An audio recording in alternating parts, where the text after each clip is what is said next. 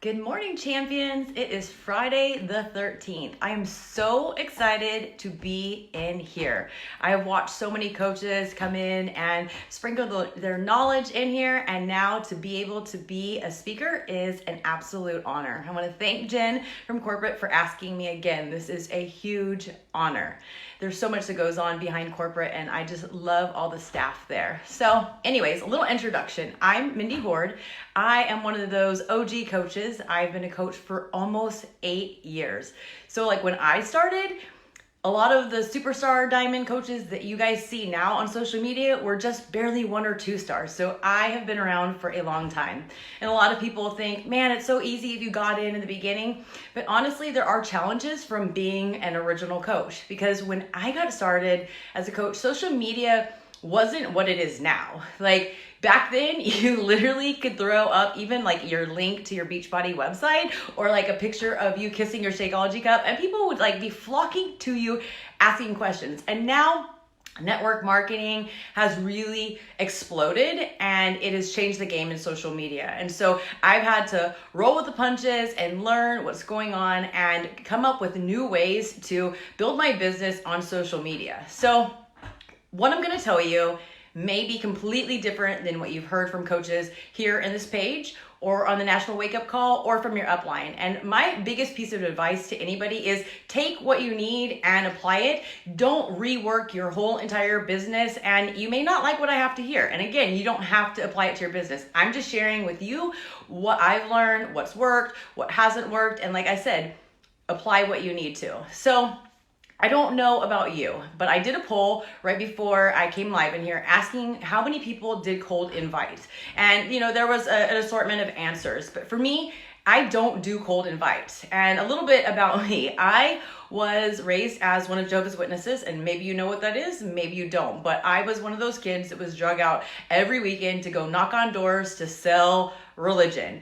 I didn't believe in it. I didn't like it. It was mortifying on so many levels. And so maybe that's my issue. I don't know. But I do know that a lot of people I talk to have the same issue. And I don't like to show up and throw something on somebody that they're not looking for, they're not asking for, and that they don't want. I 100% believe, and I hope you agree too, that everybody needs what we have. And what we have to offer is life-changing, but not everybody wants it, and not everybody is ready to do the work. I see potential in everyone, but not everybody is ready to live up their potential. So here's the thing.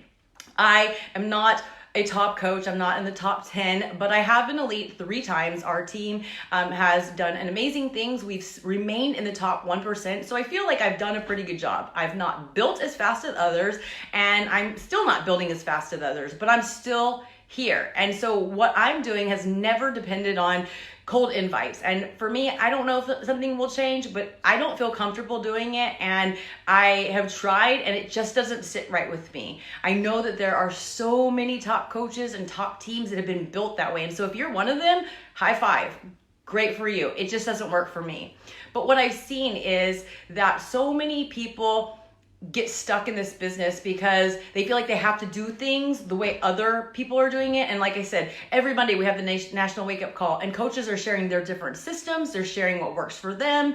And a lot of times I've seen coaches completely restructure their systems, and it just doesn't sit right with them. And it comes across on social media as not being genuine. And that's the last thing we want to do. So I feel like if you're wanting to build this business, you have 2 options. You need to get really good at attracting the right people to you, or step outside of your comfort zone, be courageous, and do the cold invites. What I found though is a lot of people in this business get stuck because they're seeing what people are doing and they're copying it. And we live in this world where social media makes it really, really easy to get stuck in the comparison game. And I remember sharing with my team years ago that success leaves clues. So I 100% believe that you have to follow other people that are successful, that are excelling where you want to excel, to learn from them. But at the same time, the way social media is, it is so easy to get stuck in the analysis paralysis or the comparison game, and there's a difference between duplication and copycatting. And I know when I got started in this business, I saw I didn't have what people have now. There isn't all these filters and, oh, you have to have this aesthetically pleasing Instagram and you've got to have these, high resolution pictures. We just kind of went with it and, found what worked and decided to get rid of what didn't work. But now it's so easy to be like, well, everybody's using this preset or people are doing, this, color scheme. And it's so easy to just try to go with the trends. And then if that's just not you, it's so easy for people to spot out that. And on top of it, because of the way social media is now, so many people just look at what people are portraying on social media as fake and phony. In fact, I talked to somebody the other day that she actually didn't know that I was a coach. And that, for me, that's my approach. That I do a lot of curiosity marketing. I don't like to, plaster out Beachbody, Shakeology, the names of the programs, because a lot of times people look at what we're posting and they compare it to a past experience that they've had negatively with an overly aggressive coach. But I actually talked to this girl the other day. It was a very genuine conversation, and she was telling me about how she follows coaches and some of them are just like in her inbox, telling her you need to be a coach. And she looks at them and she was like, I don't want to be that way. I don't want to be fake. I look at them and they're so overly positive and they're perfect. She was like, I'm not one to take a picture of the sunflowers and throw up a Gandhi post. She was like, that's just exhausting. And so I don't know, who she's followed, but that is an impression a lot of people are getting. And so for me, what I found was in 2013, somebody gave me the permission to be who I am. And I will tell you, it was the most freeing thing. It was Danielle Natoni. I honestly don't even remember if it was on a team call, a national wake up call, or in live, but she talked about being authentically you, that to be unapologetically you. And I didn't understand what that meant, because my whole entire life I spent trying to please everybody. I was always just trying to appease everybody, blend in, and I've always been that person that stands out. I've always been the one zigging when everybody's zagging, and I hated that about myself. I grew up in an American household as a Korean adoptee and one of very few Asian kids in our very tiny community. So I always stood out and I didn't like that. But for the first time in my life, there was this person who was successful, who was telling me and giving me permission to be who I was. And I didn't really know who I was, but that started this journey of figuring out who I was. And I am so thankful for the permission she gave me. And so I'm giving that because maybe that's what you're waiting for, somebody to say, it's okay to be you. And I get that it's scary, because the one thing that I have learned from Tony Robbins, who's like my personal development mentor, is that people's biggest fear comes down to fear of rejection, fear of not being enough, fear of not being loved, or having love taken away. So it's very scary to be like, oh, so you're saying that I can be me, but what if people don't like me? What if people reject me? What if they, leave me because of who I am? Here's the thing. We can't be everything to everybody. But I don't remember exactly word for word what the saying is, but I'd rather be hated for something that I am than loved for something that I'm not, because it is absolutely tiring to try to be somebody you're not.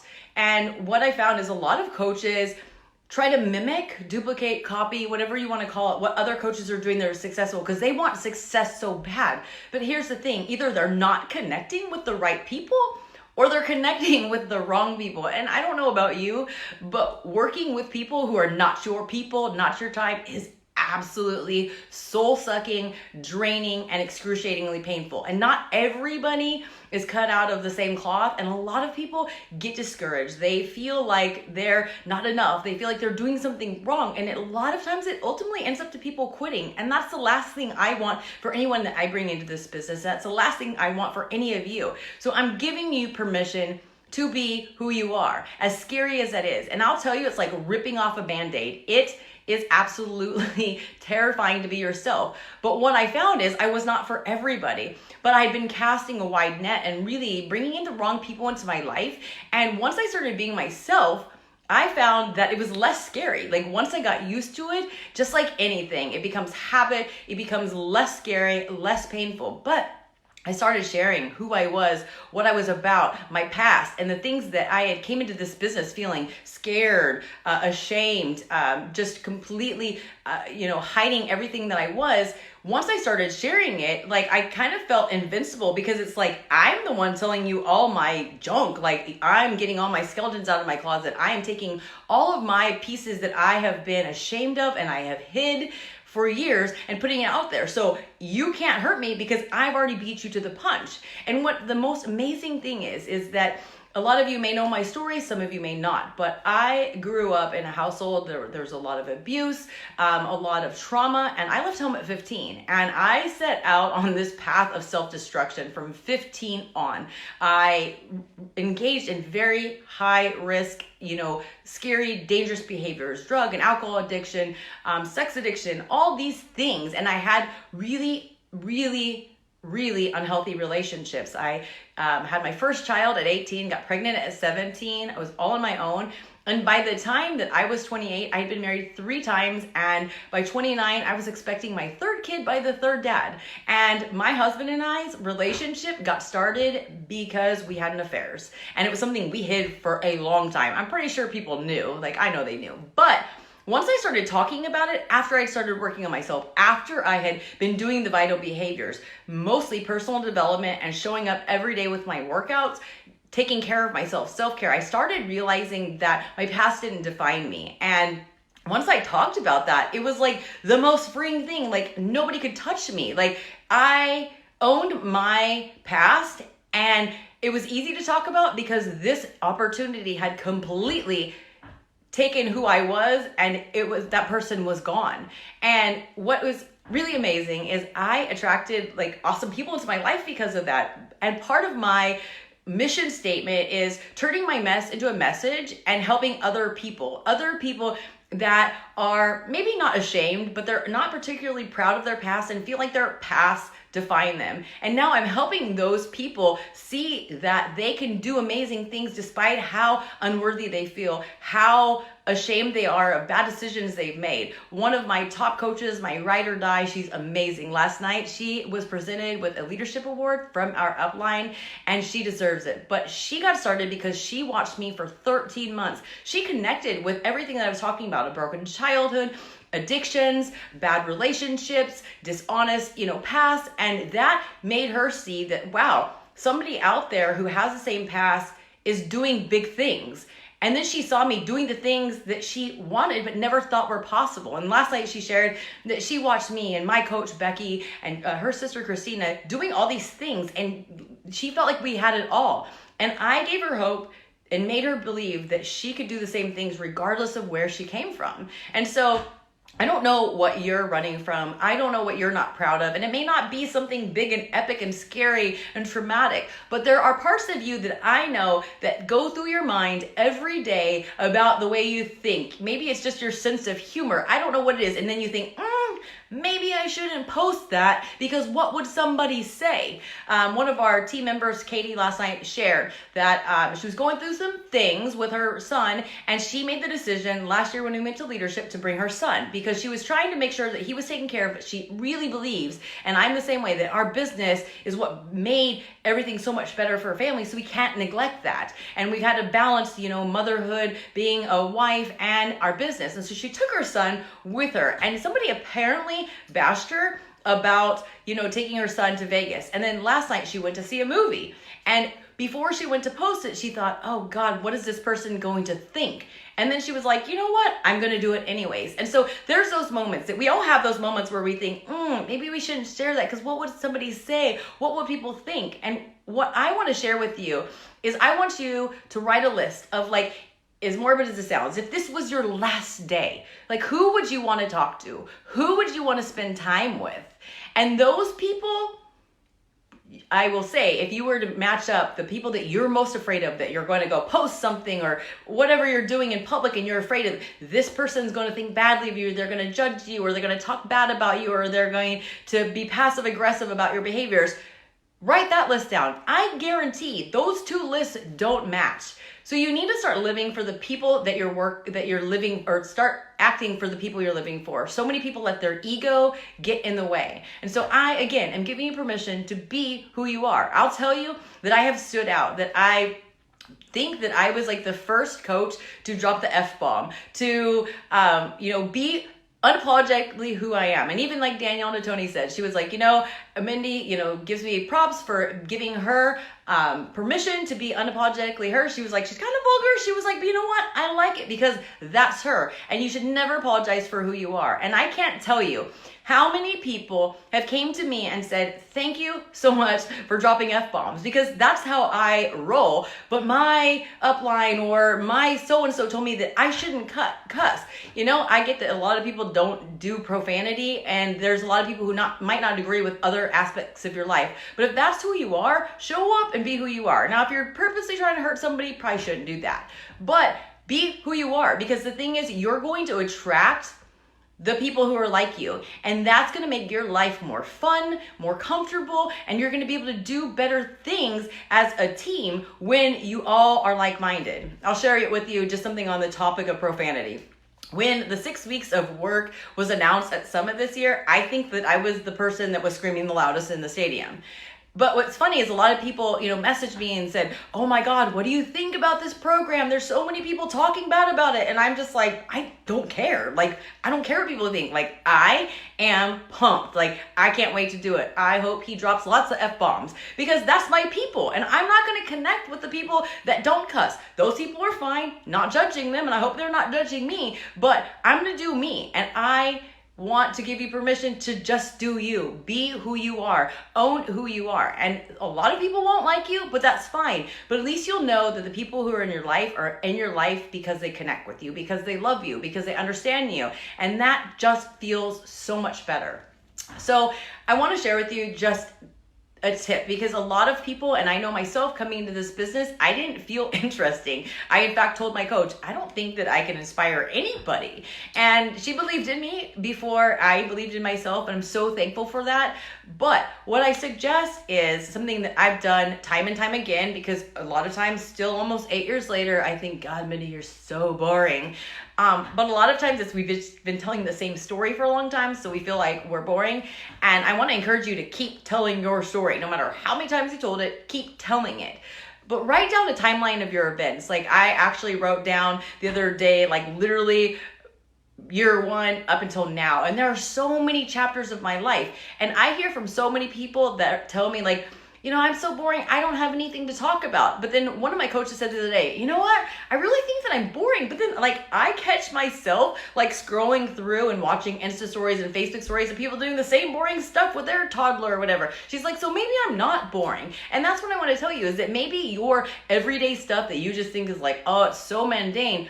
It may be normal, it may be average, it may be mundane, but it's something that other people can resonate with. And just like that story I told you in the beginning, people don't want to think that they have to be perfect. They don't want to be something that they think is unattainable. So if they connect and what your regular life resonates with them, it makes them feel like they can do the thing that you're telling them they can do. When you try to put up these, beautiful pictures and filters and look perfect and stuff, a lot of times people are feeling unworthy and just kind of a mess. And they're thinking I could never get there. And that's what that girl told me. She was like, it's just too tiring. I don't want to try to be positive. And that's why I told her, you don't have to. Here's the secret. You don't have to. You can be exactly who you are. What you're sharing about your messy life is exactly what I did, and I was successful, and I still feel successful.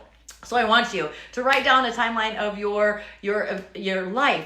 Ask people about what makes you interesting, what they think of first when they think of you, and even writing down your pain points and the things that you are afraid of, really the things that you failed at. I never thought that I would be hey, everybody, been married 3 times and have 3 kids by 3 different dads. But you know what? I connected with that girl that I was talking about because she has 4 kids by 3 different dads, and one of her children lives with with his father in Austin, just like my middle daughter still lives with her dad in Texas and I'm here in California. And so those things that like I wasn't really like big on being like, hey everybody, moving back to California, leaving one of my daughters with her dad in Texas. Like I was kind of embarrassed about it and it sucks. But I found somebody who's like, you're my people, and I watch her and she watches me and she's trusting me to tell her more about what I'm doing, even though other people kind of made her be like, don't want to hear about it, because that's my people. And so I might not connect with somebody who's been with their high school sweetheart and has 2 perfect kids, but you know what? You might. So I just want to share with you that like those things that you might not be proud of